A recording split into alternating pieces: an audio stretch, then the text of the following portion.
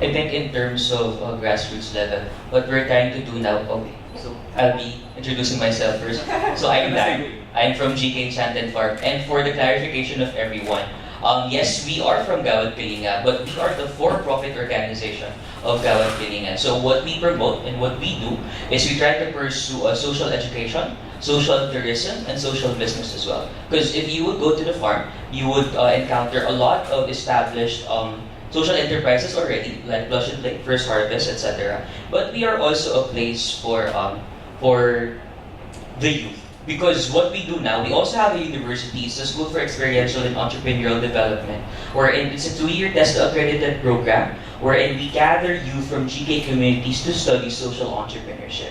So, to answer ma'am's question, is that we try to teach these youth to try to pursue social entrepreneurship and try to learn businesses as well. Because the real mission of these students is not for them to establish their businesses inside the farm or in Manila. It's for them to incubate their businesses in Manila while being mentored by a lot of entrepreneurs as well. But they would need to go back to their provinces as well, kasi doon dapat nila i-establish ang kanilang social enterprises to provide opportunities for the members of their community.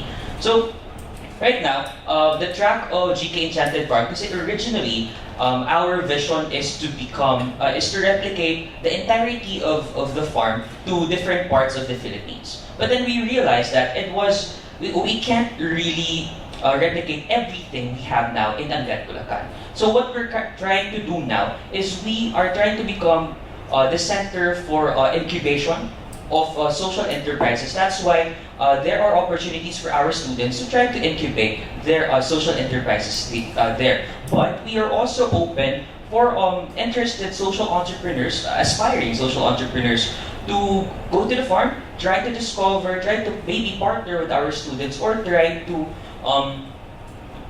establish their enterprise there. Partner maybe with our community, partner or become a mentor of our students, or partner with with the farm.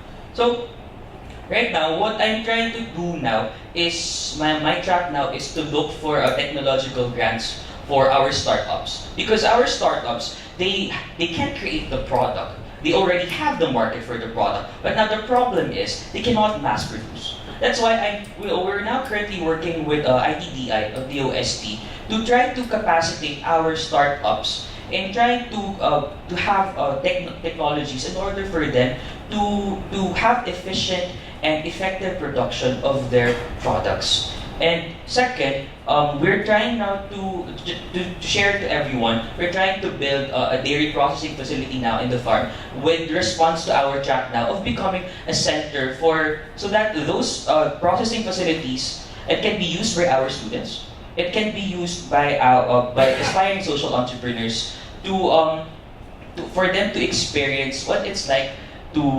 operate in a social enterprise. Yeah. What else? Yeah. Just a point.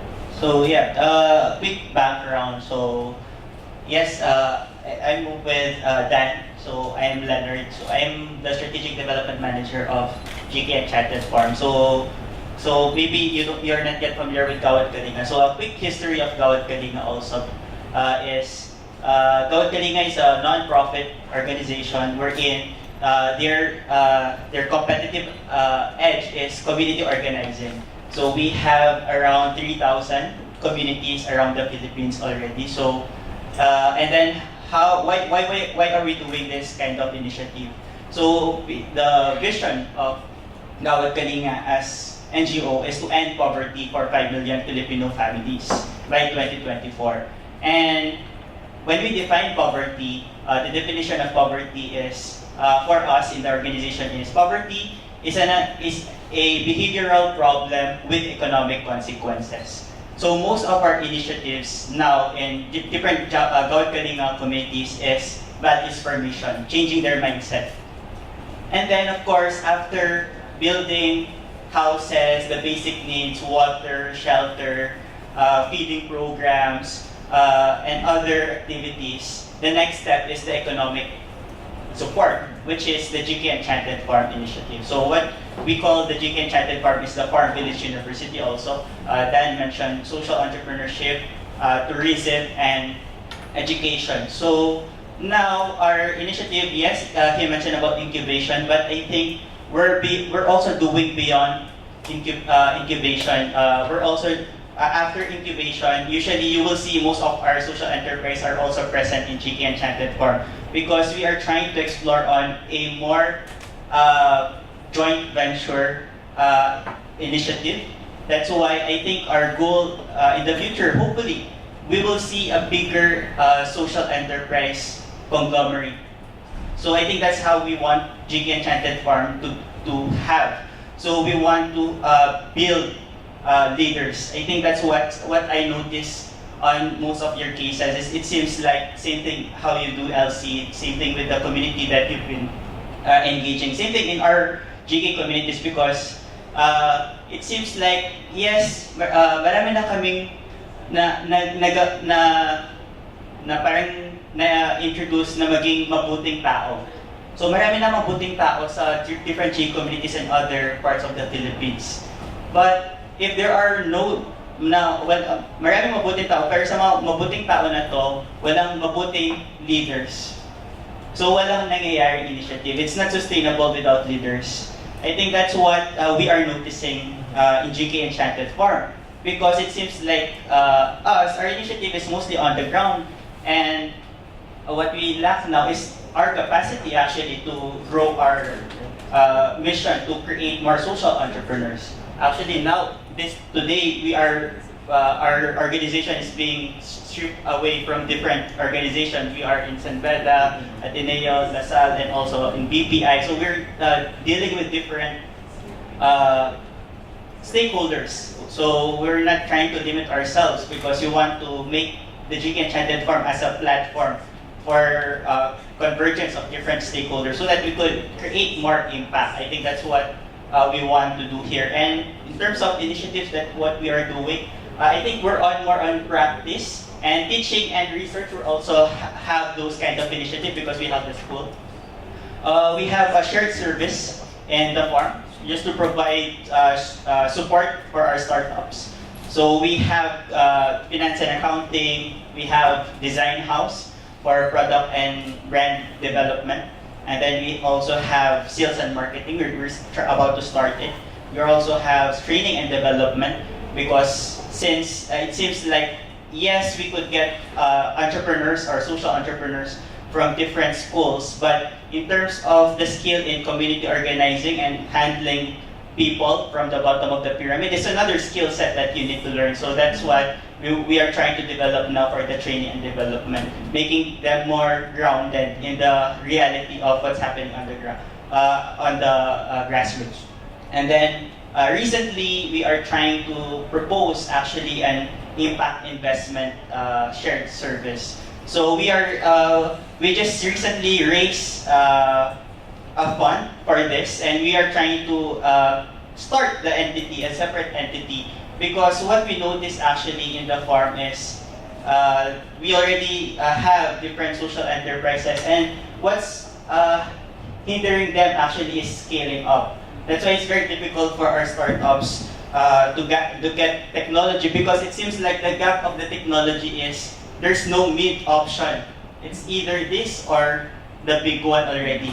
But it's a good problem. It's a good problem for us. So, and if we want to go to that next level of the operation, we would need funding. So that's why we are trying to do this kind of initiative also, impact investment.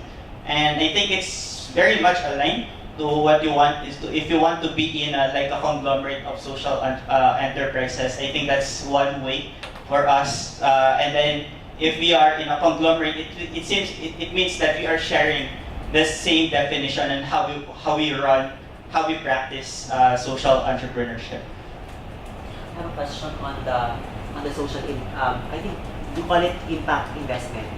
You have no social impact investment platform. So when you said impact investment, do you invest in for startups, do you invest to existing startups or social enterprises that's looking for acceleration program, or do you invest for startups from as in nothing? For when we started when we proposed the impact investment, we try to segment the investment or the levels of the stages of a social enterprise into 4 levels. So the first level is ideation, and then the second level would be the starting up. The third level would be the running and stabilizing the operation, and the fourth is scaling up. So how we will invest is based on those levels. We will try to categorize them. If you are in the ideation, you could only avail this amount and at this kind of arrangement. Maybe it's a loan or a grant. And then in the starting up until running, that's the time we could start proposing a joint venture and our capital infusion model. So it means that we are trying to, because usually when we talk about impact investment, it's always it's like not much ROI. It's like not much ROI. It's just impact. Their ROI is impact. Actually, that's what they're looking. But for us, for sustainability purpose, we want to make sure that there's ROI. So how are we going to make sure the risks are neutralized? So we try to categorize them in terms of potential, in terms of stages. So I think that's what we are trying or planning to start actually. I'd like to make a clarification. You said you also provide financial assistance on those who are in the ideation stage already. What did you mean with ideation?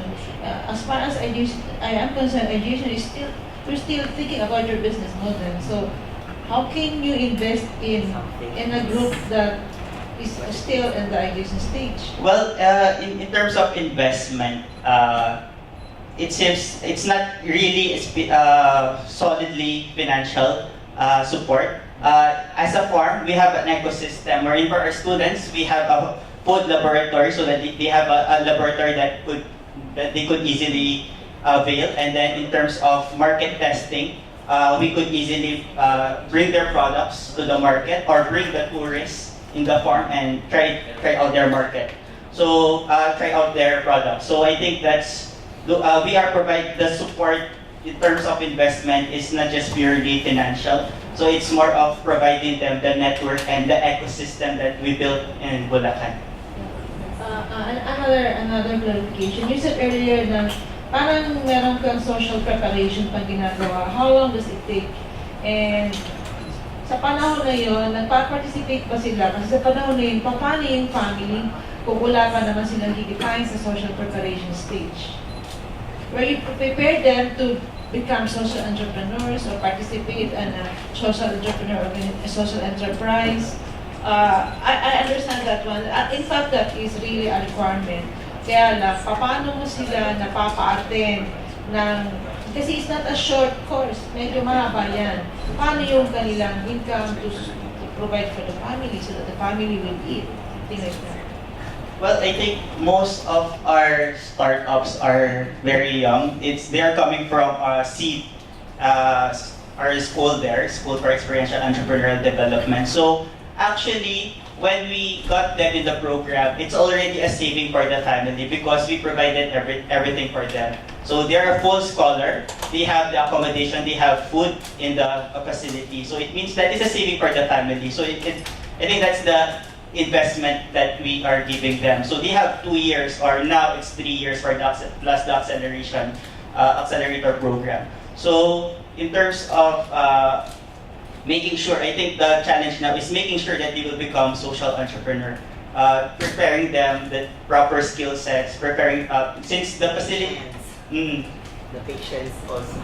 So yeah, so I think the facility, the ecosystem is there already. So I think it's just preparing them to become the leaders of their idea. And if I may just add, I think we have the same experience, like how they do seed in GK and how we do LSET here. Like when we started batch 1, we had 35 community members who are enrolled in the program. But then when we launched the boot camp, there were only 11 who graduated. And then after the boot camp, there were only 9. So for me, that's also our way to validate the commitment of these people. If they cannot stand attending learning sessions for 8 months, they won't be able to, to sustain their commitment in establishing social enterprises. Somehow, that gives us, like implementers like us, somehow gives us the opportunity to also check on the commitment of the community members and to better prepare them in creating social enterprises. And then, if I may, just maybe, sure. Just to balance that a bit. For example, for ADB, one of the reasons why we continue supporting events like this, even though, for example, we've had several iterations of these exchange programs that generate projects that never really go into implementation, the reason why we still support them is because we see the value of educating young people right now and giving them the proper skills in preparation for the 21st century, which are mostly soft skills. So to answer that question, yeah, most likely, it's a very risky investment, and that's why ADB hates the idea of parang investing in social. I wouldn't say hate, but it's very averse to it because it's clearly risky. But how can we quantify the other side, the other end of that picture as well, right? Sige, let's say 50%, 60% become have established successful social enterprises, but can we say that 90% of them are more entrepreneurial and therefore more ready for the labor market? I think that's another outcome that interventions like this sometimes undervalue. Just the increase in their skills, increase in their critical thinking, in their persistence, in their grit is already an outcome on its own. And it's interesting that you keep mentioning leadership, and I hope maybe that's something that you should measure. Yeah, I don't know, moving forward, that change in mindset and change in behaviors, because that on its own is a gold mine for a government, and maybe that can be a leverage for government to invest in interventions like this. That's where we're May I just make a rejoinder? Kasi sinabi niya na meron talagang kailangan ng champion. Gusto mo lang, meron akong dalawang concrete examples dyan sa Mamburao, Occidental Mindoro, at saka sa Bansud, Oriental Mindoro. Merong cooperative na mga rice growers sa Mamburao dahil sa isang tao na talagang very dedicated, na talagang siya ang nag-a-attend doon. Lumaki na yung membership at talagang kumikita sila. So, and the same thing with, pero ang binigyan namin assistance doon, yung binabalik nila yung pera na ibilig nila, na refund. Sa isang group naman sa Oriental Mindoro, sa Bansud, una nagbigay kami ng 150,000 grant yun. Nag-move yung 150,000 after using the investment of 150,000, carry na nila na yung financial assistance na may refund. Yung mga gano'n. Meron talaga kasing champion na nag-aalaga sa group. Yung mga gano'n. Parang testimonials ng realities ng social enterprise. And we need more of those people. Yun na nga, may kailangan natin ng more educating sa mga potential na champions or mentors. So I think that's what I think in terms of needs. The opportunities is that the GK Enchanted Farm could offer is I'm willing to maybe you could make the GK Enchanted Farm and our network of social entrepreneurs as guinea pig for your research. Yes. As long as it doesn't disrupt our operations. I think that's what we could offer. But now it's very difficult for us to tap the different grown-up SEs now. They're very busy actually scaling up. So what we could offer mostly the startups and the farm team. And in terms, again, yes, I think leaders is what we are lacking because we wanted to expand many times few years back in different locations. But as long as there's no taking leadership in that area, we've been visiting Bacolod, Davao, Iloilo, Cebu. We've been trying to work with LGUs, the big businesses to fund it. But if there's no one taking the lead on that, nothing would happen. I think that's what we've been experiencing now. That's why we are trying to shape our approach by we are starting just to gather community of social entrepreneurs in this area, so that maybe someday this group, our Chamber of Commerce of Social Entrepreneurs, would take the lead in developing different initiatives in one community and start building different industries around those regions. So yeah, thank you.